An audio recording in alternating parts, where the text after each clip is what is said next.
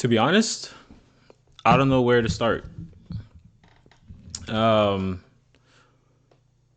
Genuinely, I don't know where to start. Brentford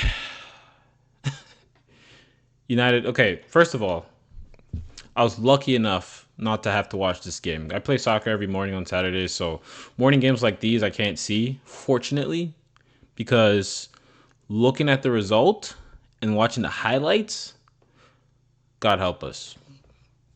Whatever you need to do. Okay, look, this club is cursed. Look, I don't know if Pogba buried a dead dog underneath Old Trafford. I don't know what kind of juju from Nigeria they did for Manchester United to be this bad. But just start praying. That's all we need. Look, changing the manager won't change anything. I don't know. Keeping the manager won't change anything. We're cooked. We're cooked. We're just cooked. That's just the reality. We're cooked and we're only getting worse. Here's my reasons why Ruben Amorim should keep his job. Yeah. No. All jokes aside, it was a tragic game from United.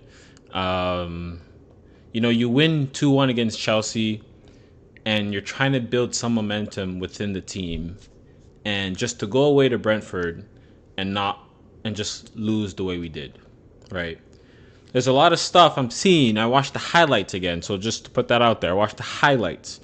So I didn't get a chance to watch the full game, fortunately. But when you look, a lot of people are blaming Bayender for his terrible goalkeeping. I don't think his goalkeeping was that bad, in my opinion. Okay, the first goal, yes, he should have came out. Maybe that would have, rocked the striker a little bit more. But you can't blame that on him. Obviously, that's just bad defending from our whole defensive line. For Maguire to be that far away from him, I don't know what he was trying to do. He's so slow. Just stop. And obviously the finish was just insane. It was an insane finish. There's not much you could do about that. If he came out, he'd probably just dink it over him anyway. So look, it's an insane finish. Despite that, I think Bayern made a lot of good saves. They had a lot of headers straight on goal, a lot of good headers, and so he made a lot of quick reaction saves. So I think he did pretty well. I think people are underestimating how good Bayern was. Now, the second goal, he parried it. Not much you could do about that. We just need to be more on top of our players and make sure we follow their runs, right? So again, that's on defense.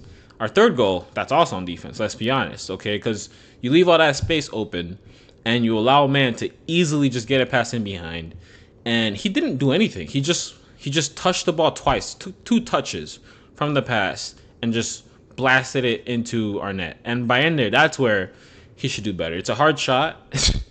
But it's right dead center in the goal. Just stand there. Just stand there, put your hand out. You're trying to predict, you think he's gonna place it, and he just placed it down the middle, and you're nowhere near the ball. So that one I'd put on Bayern there. But man, we just can't catch a break. I genuinely, in terms of Ruben Amorim, I genuinely don't think he should lose his job. I think if we sack Ruben Amorim, we are taking 5 steps backwards. And here's my reasons, right? And this is genuine. It's hard to muster up reasons. I was thinking about this before I made this video. I'm like, okay, here's the reasons why I think Ruben Amorim should stay in the job. Look, there are not a lot of reasons. There's just not a lot of reasons. Seeing that game play out the way it did, losing 3-1 to Brentford. Let's look at where Brentford is on the table. Let's look at where they are. They are, well, where they were, I guess. Now they're higher up. They're higher than us. Lord, we're 14th. 6 games in. So familiar. It looks so familiar, right? Just being 15th, being 14th, it looks so we're used to this. I feel like we're at home. Brentford, before they won this game, I believe they were 17th or something like that. Or bottom 3 even, I think. So they were pretty bad.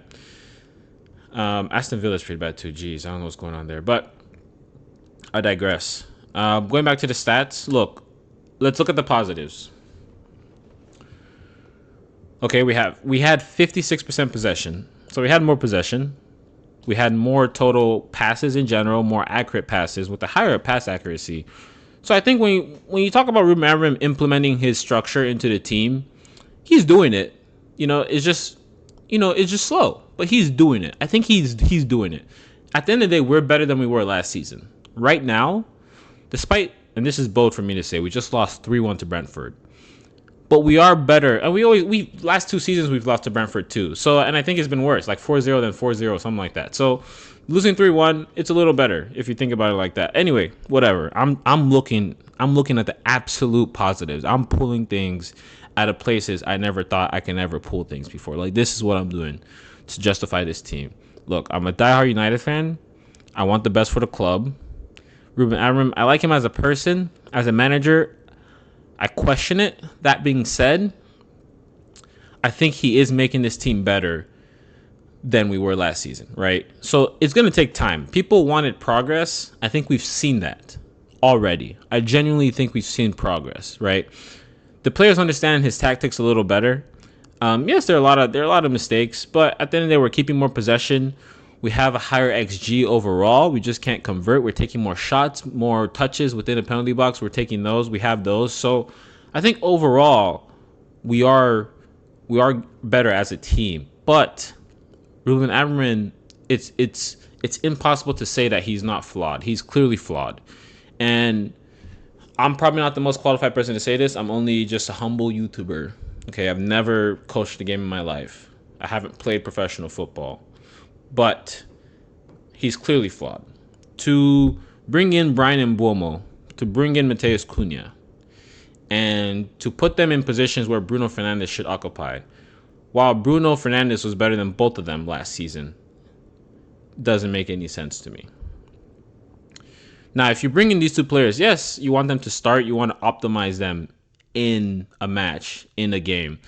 But he's tried it, and it's not working.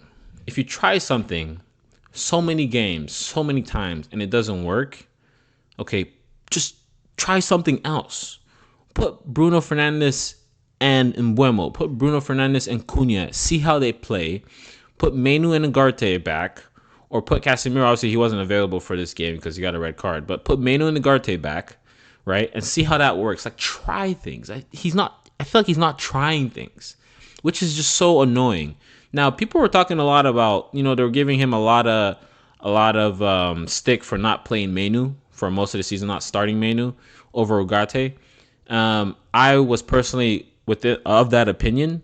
That being said, when Menu came on, I saw the highlights again. He played well, but he was at fault for the third goal. And it's naive to think that bringing in Menu or starting him would honestly change our fortune in this club, because it won't, right? I love Menu. I think he has a huge future in this team. I think he has room to grow, and he will grow. And I think he does need to play more games and more minutes overall. But to say is just as simple as, okay, put Menu in for Ugarte and then things would change, is completely wrong. Obviously, they know what they see in training. They know what they see behind the scenes, stuff that we don't see. And we've had multiple managers of the past, even Ruben Amorim, come out and say that in training, these players are good. So during the games, they're not seeing what they see in training. And so I think that's a huge reason why we just would never understand Amorim's reasons, because he has a whole back staff. There's no way that his whole back staff agreed to this, in my opinion, if they're not seeing something else that we aren't seeing. So to me, that's kind of like, these are competent managers, right? These are managers, they've won leagues. Like, this is a managing team that has won leagues, Portuguese leagues, but leagues nonetheless. So they're competent to some extent. You can't. It's easy for us to sit on the outside and say, oh, he's not doing this, he's not doing that, he needs to play this more, you need to take Ugarte out the team. But at the end of the day, they know what these players offer, and so for that, we need to trust their process a little bit more. Now, when you talk about implementing ideas within a team and a structure within a club, I think it's important to mention that, look, changing a manager, for those who are for Amorim out, I understand it 1,000%. However, you can't expect to change a manager and have our fortunes change.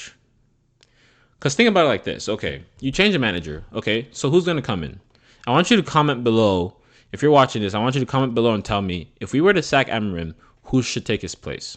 Genuinely, I want to know.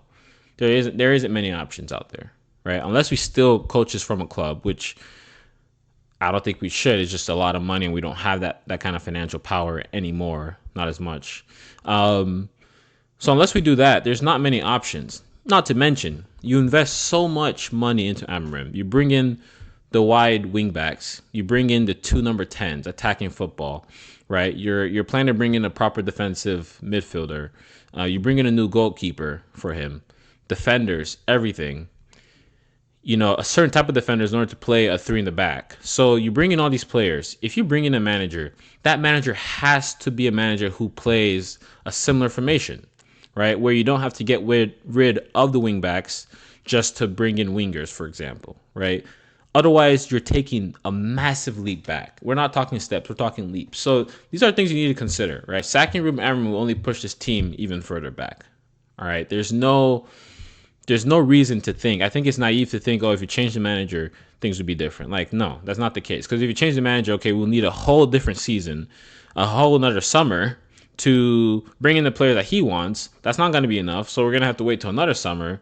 And then within that season, it's just going to be the same story. Oh, he's not playing that well. He didn't get all his players, but he's not playing that well. And so we should sack him. And it's just a constant cycle. That's literally what we've been doing this whole time. So it's not as simple as just sacking Ruben Amorim. I think the fact that we have seen progress overall this season compared to last season, yes, it's not as much progress as we wanted to see, but the fact that we have seen progress nevertheless is enough for me to think, I think we need to keep this manager. I think we need to give him time to implement his ideas. It's never going to be easy. It's so naive to think that a team that finished 15th last season, I don't care what the name of your football club is. Real Madrid could finish 15th last season, and you can't expect them to start winning games automatically. That's not how it works. Like, it's so dumb to think that that's a possibility, right? The way we played last season was so bad. It was so bad. We managed to finish 15th. I think we deserved relegation, but we managed to finish 15th. And to think that just switching the manager can change that, and to think that even that keeping the same manager and expecting a much better result than this season compared to last season, it just doesn't make any sense. Like, we finished 15th. That's where we are as a club. Yes, you bring in a bunch of players. You bring in the best players of 2 different Premier League clubs, but that doesn't mean anything. I mean, it does mean a lot. Let me stop. It does mean a lot, but I don't think that justifies necessarily finishing top 4 or even top 6, in my opinion. So I understand the expectation that fans more so have on this club and how we want to finish top 6. Overall, I think that's a very good result if we finish top 6. But realistically speaking, you know, I think a fair result, a better, not better result, but a more realistic result this season will be to finish 12th. We're talking from 10 to 12. If we finish 10, for me, that's a good season this season. That's progress. If we finish 12th, that's a good season for me this season, because we're not a good team and we need time. But this team has showed progress, and honestly, that's enough for me. Let me know what your thoughts are below. If you aren't subscribed, please go ahead and leave me a subscribe and leave a like on the video, because that helps a lot. Peace.